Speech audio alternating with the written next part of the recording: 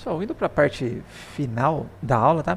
Antes disso, eu só queria mostrar uma coisa, que na parte do algoritmo genético, né? Eu coloquei o tipo de divisão de crossover, né? Sempre essa divisão aqui em duas partes, tá? Se vocês pegarem a grande maioria dos métodos da literatura, vai estar isso daqui. Eu gostaria de ressaltar que apesar disso daqui ser bastante comum, existem outras possibilidades de fazer a divisão, tá? Então, por exemplo, aqui neste livro, eu achei que eu tinha deixado aqui. Ah, tá aqui. Temos o tipo de divisão binária, o N-point crossover, que ele fala aqui que é exatamente isso que está no material, tá? Existe a possibilidade de você colocar N pontos de divisão, tá? Então, por exemplo, aqui ele colocou N igual a 2. Então, esse trechinho vem do pai, aí esse intervalo, o outro trechinho vai vir da mãe, né, o do pai 2, e depois une de volta com isso. Se eu tivesse um quarto trecho, esse quarto trecho viria do pai 2 ou da mãe, e assim por diante, tá? Existe também essa possibilidade do uniforme crossover, que aí é bastante parecido com a mutação, que aí para cada genezinho desse daqui, ele vai sortear, fala, mantenho do pai ou pego da mãe. Beleza, aí de acordo com o resultado, ele vai fazer a troca ou não, né? Aí vai pro próximo, joga uma moeda de novo, mantém o do pai ou pega da mãe. Então você pode... É como se você tivesse esse uniforme crossover do tamanho do seu gene e mesmo assim tivesse uma probabilidade de fazer a mutação ou não. Tá? Só para deixar claras as outras possibilidades, que às vezes vocês veem na literatura assustam, tá? Mas a grande maioria dos materiais, principalmente didáticos, eles vão utilizar esse one point crossover, essa divisão binária do cromossomo. Tá? Bom, além disso, tá? E se o meu problema ele tem uma variável inteira, tá? Apesar do problema das 8 rainhas, a gente está armazenando um valor inteiro dentro do vetor, que era para colocar na posição, é como se eu tivesse, vamos dizer assim, um atributo nominal. Eu poderia muito bem colocar posição 0, posição 1, posição 2, posição 3, enfim, só utilizei o valor inteiro para facilitar. Mas se de fato eu tiver lá um valor inteiro que pode variar de 1 a 50 milhões ou qualquer intervalo de número inteiro, enfim, e eu preciso decidir qual o número inteiro que eu vou utilizar nesse intervalo, ou como que eu gero soluções sucessoras quando eu tenho esse tipo de variável inteira, ou mesmo quando eu tenho algum tipo de variável real, tá? Como que funciona isso daí? Ó, quando a gente tem as variáveis inteiras, tá? O que é comum a gente observar nos algoritmos de otimização? Que você coloca ou especifica dentro deles um valor de incremento ou decremento, tá? Então, por exemplo, vamos supor lá que eu tenho um número de empregados na minha fábrica lá, isso daí ele compõe a minha função de custo, tá? Porque eu quero maximizar o meu lucro, mas se também aumentar muito o número de empregados, eu quero maximizar o meu lucro, né? Teoricamente maximizando a minha produção, então para maximizar a produção tem que maximizar o número de empregados, mas quando eu maximizo o número de empregados eu acabo tendo encargo trabalhista e etc. Então eu tenho que achar, por exemplo, o número de empregados ideal, e às vezes também não cabe dentro da minha fábrica, eu tenho que construir uma outra fábrica para colocar mais empregado, outro galpão, enfim, tá? Mas eu preciso otimizar esse valor numérico, né? Aí como é que fica, por exemplo, se eu estou utilizando um hill climb da vida? Eu tenho uma solução lá, comecei com 50 empregados, e aí? Qual que é o próximo estado que eu posso gerar com base nesse valor 50, tá? Então muitas vezes, principalmente em bibliotecas prontas, né? Especificado, você tem que especificar qual que vai ser eu chamo de taxa de variação, não é taxa, é um valor que você vai incrementar um intervalo que você vai utilizar aí para alterar esse valor. Então, por exemplo, se eu coloco lá esse intervalo, esse valor igual a 1, tá? Então, a hora que ele tem 50 empregados, eu falar, então eu vou colocar ou 51 empregado ou 49 empregados. Qual dos dois me dá o melhor resultado? Se for 51, aí ele vai passar o estado para 51. Aí dado 51, fala, é 50 ou é 51, enfim, tá? Vai para cima, vai para baixo. Ou ainda você pode fazer com base em uma taxa também, tá? Então, tipo, 25%, vou aumentar 25% desse valor. Obviamente não vai dar tem que fazer o arredondamento para inteiro, mas esse aumenta 25% do valor. Dada aquela solução, você vai reduzir 25% ou vai aumentar 25%? Aí aumenta 25%. Tá? E vai fazendo isso. Isso você pode fazer para todas as variáveis inteiras do seu problema, ou se for tipo ponto flutuante, você pode ter um 0,25, não importa, né? Então, por exemplo, se eu tenho mais um x1, um x2, um x3 para aumentar, aí eu pego qual que é a taxa que eu tenho que alterar o x1, analiso qual que é a taxa que eu tenho que alterar o x2, analiso qual que é a taxa que eu tenho que alterar o x3, analiso e escolho uma essas alterações que vai me levar ao melhor resultado naquele momento, tá? Altero uma variável só, aí novamente, para esse novo estado, faço a alteração das variáveis, vejo qual que dá o melhor resultado, vou para o próximo e assim por diante, tá? E muitas vezes nesses problemas aí, tá? Tem restrições, então falou, o x ele tem que ser positivo, por exemplo, eu não posso ir decrementando o x, chegar no x menos 1, eu não posso ter número negativo de funcionários, por exemplo. Ou às vezes sua empresa tem uma capacidade de falar, consigo colocar no máximo 500 funcionários no galpão, você não pode aumentar o x a mais 500. Então na hora que você vai gerando esses estados sucessores, muitas vezes vocês têm que respeitar algumas restrições do problema. Então junto com esse valor de incremento, você também especifica quais são as restrições dessas variáveis aí. Tá? Quando a gente tem algoritmos genéticos, né, e eu tenho algumas variáveis nesses algoritmos genéticos, tá, é comum que você represente aqui todo um cromossomo só para todas as soluções, sendo que uma parte do cromossomo é para uma variável, uma parte do outro cromossomo é para outra variável. E na hora que você vai fazer as permutações, na verdade você está fazendo exatamente isso que eu falei anteriormente. Você está considerando a alteração dos valores das variáveis e vai só considerar a alteração de uma variável na sua nova solução. Porque ó, a hora que eu combino esse cara aqui com o outro, o resultado, ou o neurônio resultante, no indivíduo 1 o x ficou o mesmo, eu só alterei o y. Tá? No indivíduo 2, tá, que eu vou gerar, o y ficou o mesmo, eu só alterei o x em comparação com esse indivíduo 2 aqui que eu estou gerando. Tá? Então, a gente está gerando soluções sequentes apenas alterando os valores de uma variável. Tá? Isso se eu tiver double também vai funcionar da mesma forma, só que aí dentro do cromossomo, né, tem uma parte que é a parte inteira e tem uma parte do gene que vai ser a parte fracionária. Lembrando que aqui o ponto, né, isso daqui representa, vamos dizer assim, um indivíduo, então na hora de você colocar o ponto de corte, você tem que colocar o ponto de corte bem na onde, para selecionar, né, se vai ver a troca ou não, tá? Bem nesse ponto aqui de cada variávelzinho, senão o negócio fica doido aí, tá? Outra coisa bastante legal, opa. Ih, rapaz, cadê meu zoom? Tá, vai assim. Tá? Outra coisa que a gente pode utilizar aqui é se mover no espaço contínuo, e é muito comum fazer isso daqui com base no erro. Tá? E o que seria esse erro? Tá? Muitas vezes quando você quer minimizar uma equação ou descobrir um valor de uma variável, você tem um valor de referência. Tá? Há situações em que tem isso. Então, por exemplo, se eu estou aqui nessa continha aqui, ó, 2x mais x quadrado igual a 8, eu quero descobrir o valor do x. Tá? Então, nesse tipo de situação, tá, que você pode usar esses métodos que a gente viu para descobrir o valor do x, tá? Como que vai ficar o fitness ou como que você mede o potencial da sua solução, tá? Pela diferença do valor obtido com uma solução que você definiu neste momento para o x e o valor real. Isso daí é chamado de erro, tá? Então, tá? O meu erro e normalmente a gente usa esse erro quadrático, tá? Por que a gente usa o erro quadrático? Porque, matematicamente falando, ele fica nesse formato aqui convexo, tá? Se eu tenho então, para qualquer valor de x que você chutar, e conforme você vai melhorando, vamos dizer assim, o valor de x, você vai vendo que ele vai fazendo esse formato certinho, tá? Isso daqui foi um plot que eu fiz, ó, com vários valores de x, inclusive, tá? Então, quando a gente tem essa função de erro quadrático, tá?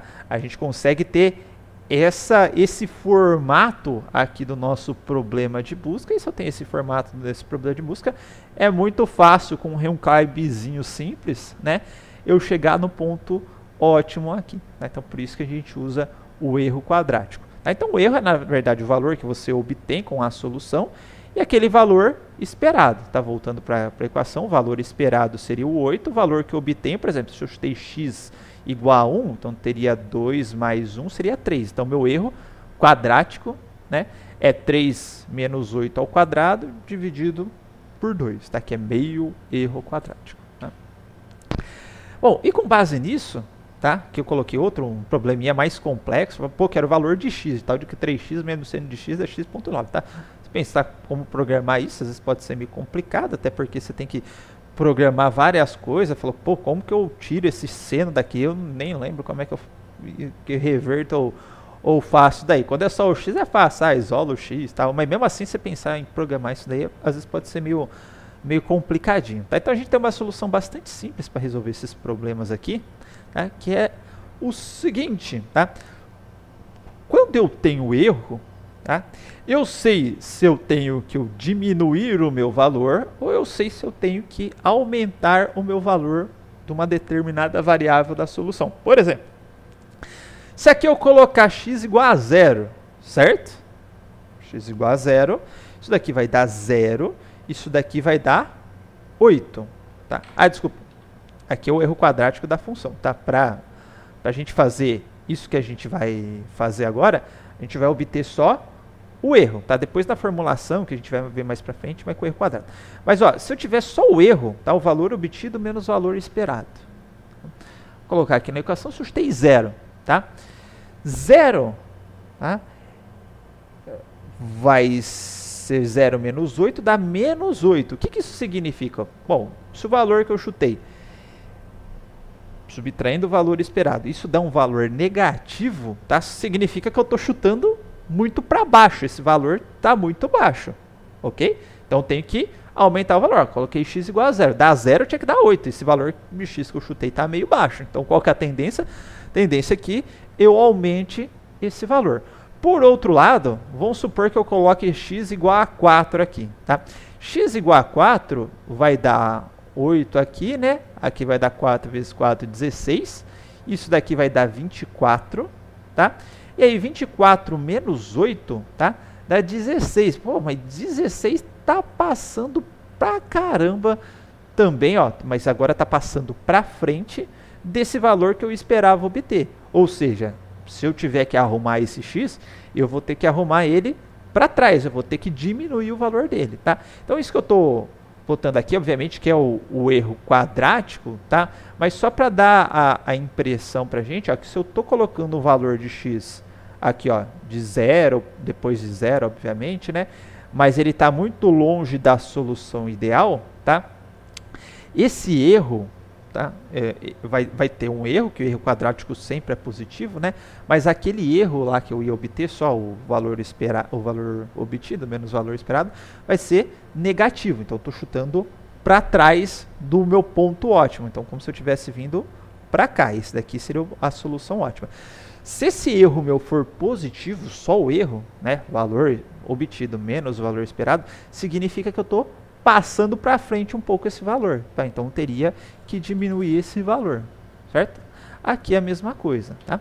Então, com base nessa formulação do erro, tá, a gente consegue fazer uma atualização bastante simplesinha. Tá? Então, por exemplo, ó, se eu chutei 0, certo? Vamos pegar aquela formulação lá do 2x mais x² igual a 8. Tá? Eu chutei 0, certo? Então, meu x vale 0. Se eu colocar o x menos o erro é menos 8, vai ficar x igual a x mais 8. Tá? Então, na próxima iteração, meu x vai valer 8. Ó, beleza, eu tinha um valor muito baixo, agora eu aumentei o valor do x. Tá? Então, você percebe, se eu chutar x igual a 8, vai dar 16,64, vai dar um valor gigante de positivo depois. Tá? Aí eu vou ter que pegar ele e jogar para baixo, mas vocês vão ver que o erro que eu gerei vai ser grande também, eu vou jogar muito para baixo, tá?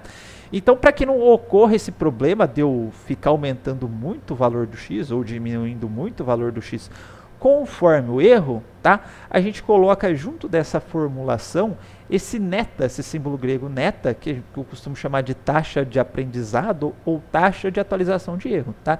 Que a hora que eu vou atualizar o x de acordo com o erro, eu falo, pô, vou atualizar o x, mas não vou atualizar tanto assim.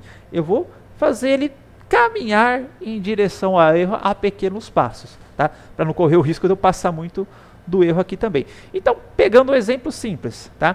Supondo que o meu neta aqui seja 0,5, certo? Naquele mesmo problema lá do x² mais x igual a 8.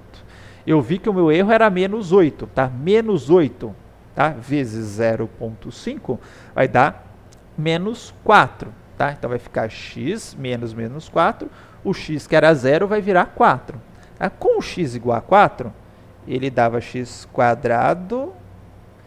era 16, né? É mais 2x, nem lembro mais. 2x mais x². 2x mais x².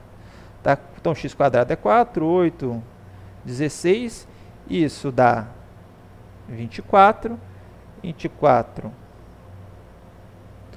menos 8 dá 16. Tá? Com 16 positivo, tá? Vezes 8, perceba que o meu x, tá? Agora ele foi para menos 4, tá? Vai ficar menos 8 vezes meio, o x valia 4, tá? Menos 8, que é o 16 menos n, vai ficar menos 4, x igual a menos 4. Com menos 4, vamos ver, 2x ele vai dar 8, espera aí, menos 8, né? Mais x², é isso? Menos 4 dá 16. E aí, menos 8 mais 16 é igual a 8. Nossa, eu nem sabia que o menos 2 era a solução para isso. Foi um chute. Vamos ver. Menos 4, 2x menos 4, isso daqui dá menos 8, mais menos 4 ao quadrado, igual a 8. Olha que legal. O 4 também era a solução para o meu problema aqui. O menos 4, desculpa, era a solução para esse problema aqui. Tá? Então, a gente conseguiu resolver a nossa equação, utilizando esse pequeno passo agora que não dá o errinho aí, tá? Em geral, a gente costuma colocar pequenos valores com esse passo, porque inclusive se eu colocar o neta igual a 1, tá? Eu caio no mesmo problema, eu caio exatamente nesse problema anterior. Se eu colocar um neta maior que 1, inclusive, aí eu estouro esse problema, tá? Então, normalmente, um 0.1, quando a gente está trabalhando com rede neural, o pessoal costuma colocar 0.001 ou 0.01, que vai ter uma formulação bastante parecida com isso daqui, tá? Para resolver o problema, a gente consegue resolver também de outra forma, dependendo do ponto zero, dependendo da taxa de aprendizado que eu estou utilizando, tá? Aqui no Moodle, no Ava, desculpa, eu deixei essa implementação ainda em Java do semestre passado, que é esse minimizador de funções, né? Esse minimizador de funções tem aqui uma função chamada de função, que é onde eu coloco a minha função matemática, tá? Retorna um resultado. Aqui tem o erro, certo? O erro, ó, é o valor que eu obtenho com a função menos o resultado real, certo? O valor que eu espero obter, tá? Aqui eu estou utilizando o erro sobre 2, na verdade nem precisava utilizar o erro sobre 2, porque eu não estou com o erro quadrático aqui. Bom, e aí, ó, eu coloco um número máximo de iterações para o meu algoritmo, tá? Para tentar, às vezes ele fica transitando em volta do erro, dependendo dessa taxa de aprendizado. Então, por exemplo, fica lá, eu tenho que obter 0. Se eu colocasse um de 0.2, ele poderia ficar entre 0.1, menos 0.1, 0.1. Então, ele corre esse risco, por isso a gente coloca um número máximo de iterações. Tá? Aqui, ó, aquela taxa ou a forma como eu atualizo o x, tá? X igual a x menos erro, vezes a taxa de correção de erro. E isso se o meu erro for 0. Se for o 0, quer dizer que eu já cheguei no ponto ideal aí da minha equação. Tá? Para um problema parecido que a gente tinha, só começando de um ponto diferente, tá? Ele deu... Opa! Ele deu x igual a 2, ó, eu comecei com x, chutei um valor de x aqui, x sendo 0, mas coloquei uma taxa de correção de erro bem baixinha, tá? Vou colocar aqui até 0.1 de novo, ó. Tá? Perceba que ele consegue obter o erro 0, tá? E aí o erro que ele foi obtendo a cada iteração, tá? Eu vou colocar só para vocês verem o valor do x também, ó. Print x não, salt.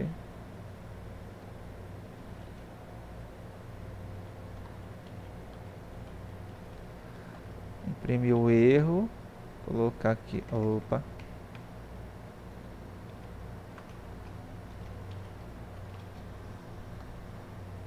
O valor de x. Ó, então eu comecei,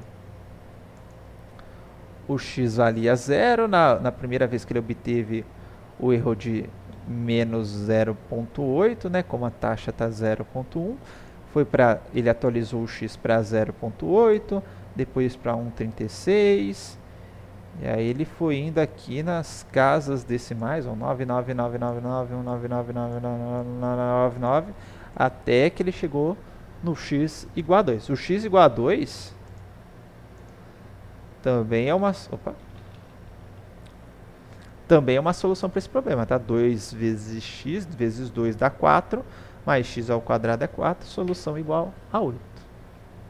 Ok? Também é uma solução para esse problemazinho aqui. Tranquilo, pessoal? Questão aqui do problemas de otimização, agora envolvendo números, tá? E depois eu volto com o vídeo aí das implementações, ok? Então, até mais.